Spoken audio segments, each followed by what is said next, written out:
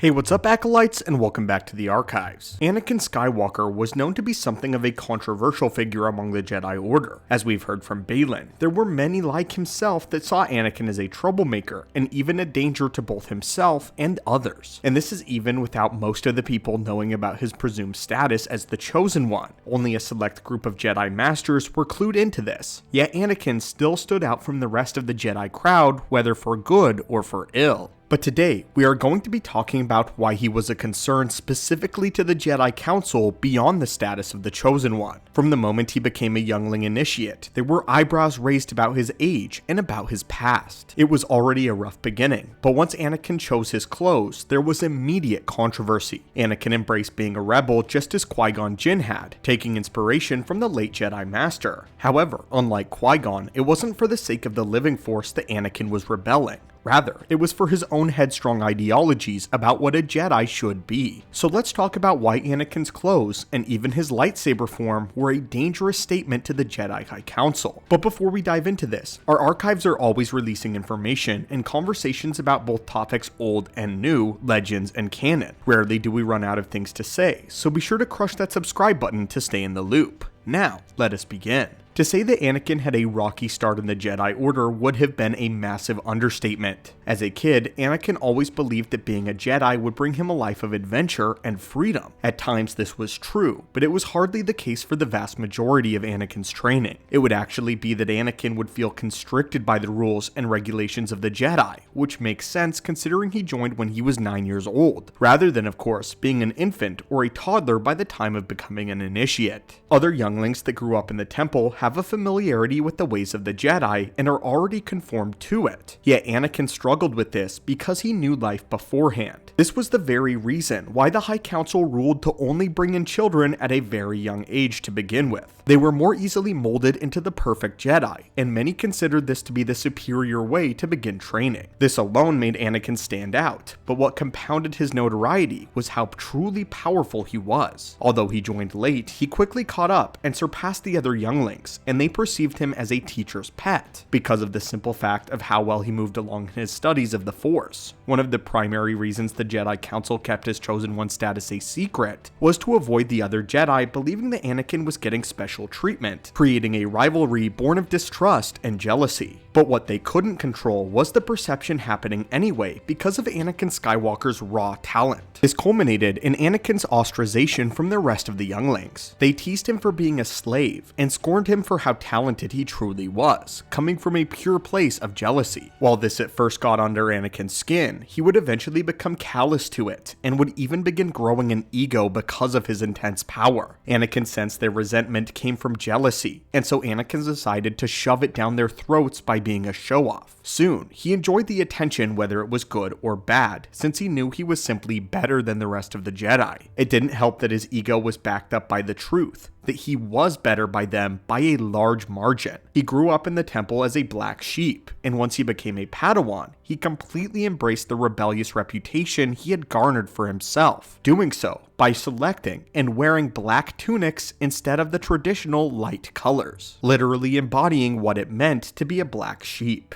It goes without saying that the tans, browns, and whites are the typical Jedi garbs, and is meant to represent their allegiance to all things natural, as well as a symbol of humility since they went around everywhere dressed as monks. The colors of the Jedi being very important and being focused on the natural flow of the Force. This also made Jedi instantly recognizable to anyone who needed help or those who would cause trouble. The Jedi Order greatly promoted this style of dress, and it was this standard that most every Jedi lived by. There were a select few though, such as Quinlan Vos, Aayla Secura, and Ahsoka Tano that wore different clothing based on their preferences. This was because once a learner reaches Padawanship, they're allowed to dress as they pleased, but are heavily encouraged to retain the Order's more traditional dress for the reasons stated before, for uniformity. But Anakin did something more unique and far more worrying to the Council. He kept the usual look of the Jedi tunics, but changed the color and material to be made of dark browns and black leather. This made him stand out far more than even most of the Jedi that went different ways. And the Jedi Council grew massively concerned because of the implications of Anakin dressing this way. Anakin's clothing represented a few things, that being that he was unapologetically rebellious, but what's more valued is the practicality. Leather itself was a denser material than the cloths used for the Jedi tunics. Being thicker, it was far more suitable for combat, which of course also gave the Council pause for concern. A Jedi's mind should not be on battle, yet Anakin's mind always was, from his dress to his endless hours spent in the lightsaber training hall to the very lightsaber itself. Anakin Skywalker constructed his lightsaber for combat, with a large grip and a powerful emitter shroud, building the weapon for lightsaber dueling specifically and for combat, not for ceremonial reasons as the Jedi preached. Yoda himself even commented this dangerous trend as once the Clone Wars broke out, Padawans began constructing their lightsabers more and more tailored for war, which is something that they were never meant to do. There were many Jedi who didn't wear the usual dress of the Jedi Order, and did indeed wear darker colors. Master Luminara Unduli and Barriss Offee, for instance, both wore black dresses with head coverings, yet they weren't looked down upon for this reason. This was because these two Jedi were Mirialan, a species that was very heavily centered in tradition. Their people were deeply connected to the living force and trusted in it entirely. There were a lot of Mirialans who eventually joined the Jedi Order to the point where it became a tradition for one Mirialan who was already a part of the Order to take on another as a Padawan. Their dress came from the fact that their people live in a wasteland environment, which explains why they were covered far more. The Jedi Order allow this since they invite their members to express their culture in order to be more representative of the entire galaxy. It made them more personable that way. But humans had such a diverse culture that it was unnecessary for them to wear anything else but the normal wear of a Jedi. Quinlan Vos got a special pass, albeit just barely,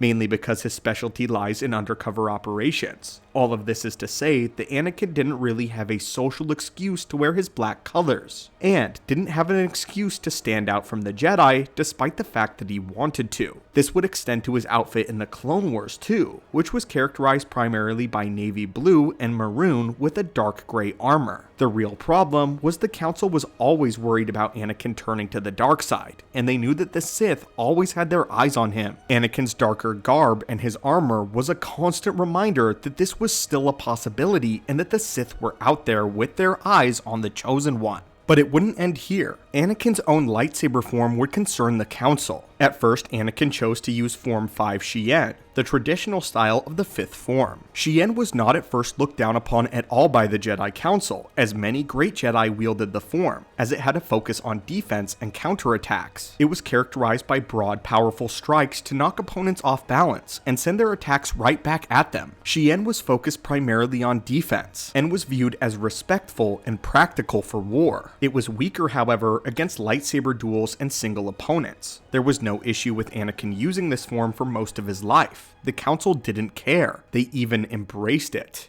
At least until after Geonosis though, when Anakin and the Council changed their minds. When Anakin lost his arm to Dooku, all eyes were on him when he began practicing the Form 5 variant, Gem So. Unlike Shien, which was better at multiple opponents, Gem So was exclusively meant for saber-to-saber combat, and was excellent for dueling a single enemy. It was an all-offensive form with an emphasis on crushing and obliterating one's opponent through sheer energy, kinetic power, and force. Anakin losing his arm became a famous tale among the Jedi Order, and Anakin's message was clear. He was training for revenge. Anakin was already volatile and unpredictable as it was, but he had not yet compromised the Jedi way. But now, Anakin's obsession was defeating Dooku. While the Council was not opposed with dealing with Dooku, they knew Anakin was doing it because of a grudge. Ever since the end of the new Sith Wars in 1000 BBY, the Council raised eyebrows at anyone training in either Makashi or Gem So, because of the fact that these forms were exclusively meant for lightsaber combat. The Masters all had the same reservations about a young Dooku who decided to specialize in Makashi, since the form was impractical for the time.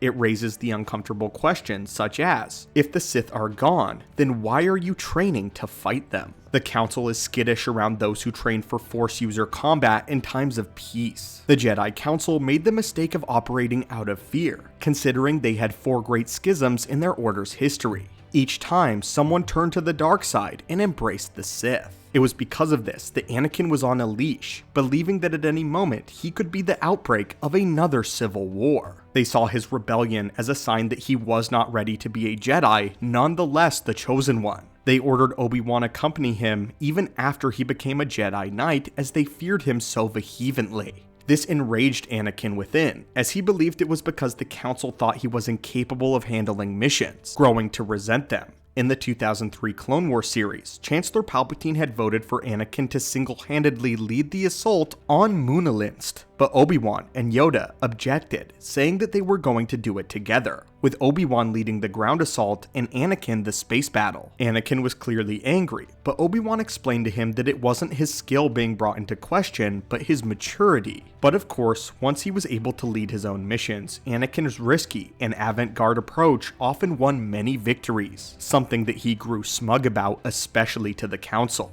In the end, what was once a symbol of rebellion became the symbol of absolute mastery, as Force Ghost Anakin still continues to wear his dark tunics, as we saw in Ahsoka. When we first see Anakin's Force Ghost appear to Luke on Endor, he is wearing lighter robes, indicating that he has embraced the Jedi way and grown. Since color is very important to Star Wars, this was of course to symbolize that Anakin had returned to the light after many years spent in the dark. Since it has been shown that Master Anakin, though, in the World Between Worlds, is able to change his appearance at will, presenting himself to Luke like this was a non-verbal representation of his redemption. However, as he spent the next 5 years in the afterlife, we can only assume that Anakin went on his own journey of making peace with Vader, perfectly merging the two to accurately represent himself, again embracing the dark colors of the Jedi Anakin Skywalker. Anakin is his true self. No longer is he a perversion of the Jedi robes, since Anakin is the only Force Ghost that we know of to retain his lightsaber post-mortem, both things that define Anakin in a very raw way. He is, in effect, now making the statement that as an otherworldly being of high status, he will not sit back but take an active role in the preservation of the living galaxy as one in balance, both in his attire and his lightsaber. But anyway guys, that is why Anakin, from his robes to his lightsaber to his form, concerned the Jedi Council, but ultimately proved to be the very beginning of Anakin's true destiny. But what are your thoughts on this? What are your thoughts on the importance of color and Anakin's choice as a Force Ghost, as well as why he was motivated to make these changes in the first place? As always, my friends, thank you so much for visiting the channel today. It means the world to me, and I will hopefully see you in another video soon.